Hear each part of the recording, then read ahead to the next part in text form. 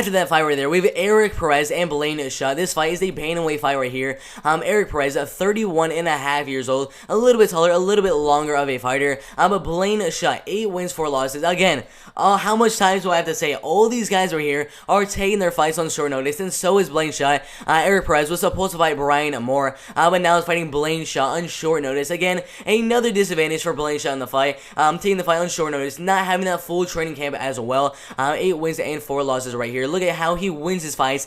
6 submission wins and 2 decision wins. But Erik Perez mainly going to be a striker with some really good submission and grappling skills as well. 8 submission wins and 5 knockout wins with 6 decision wins on his record so far. I think Erik Perez is 100% going to have the power advantage and is 100% going to have the striking advantage. And if you look at who he's beaten inside of the UFC so far, I mean, his record inside the UFC: 1, 2, 3, 4, 5, 6, 7 wins and only 2 losses inside the UFC. So he was doing really good right there. But Erik Perez is an MMA fighter overall, a very good fighter in the wrestling, in the grappling, in the striking. Everywhere you look at this man, he's a solid fighter in every facet of the game.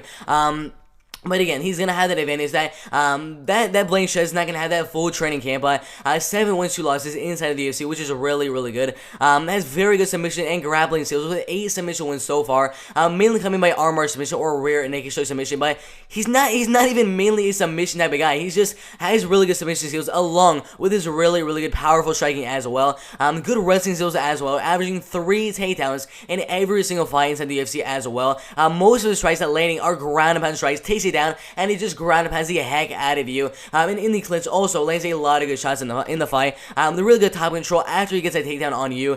Very powerful straight right hand counter as well.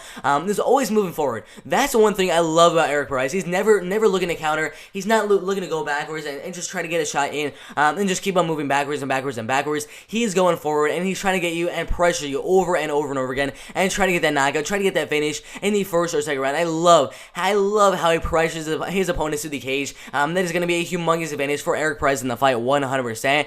But Blaine Shutt is a wrestler and a grappler, 100%. Really good wrestling, really good grappling skills, having 6 submission wins on his record so far, mainly by rear and naked choke submission and triangle choke submission. But again, Erik Perez also has really good submission skills. I don't necessarily think that Blaine Shutt will have the grappling advantage here. I think the grappling and the wrestling will be very even. I think Erik Perez is a little bit stronger of a fighter, a more powerful striker as well, better ground and pound, stronger fighter, I already said that as well, a faster fighter in the striking game. Maybe Blaine Shutt has more options to get a submission from the bottom, more options to get a submission on the ground as well. But overall, Erik Perez has the striking advantage, the power advantage, the strength advantage, the wrestling advantage, I mean, the ground and pound advantage. There's so many advantages Erik Perez will have in the fight.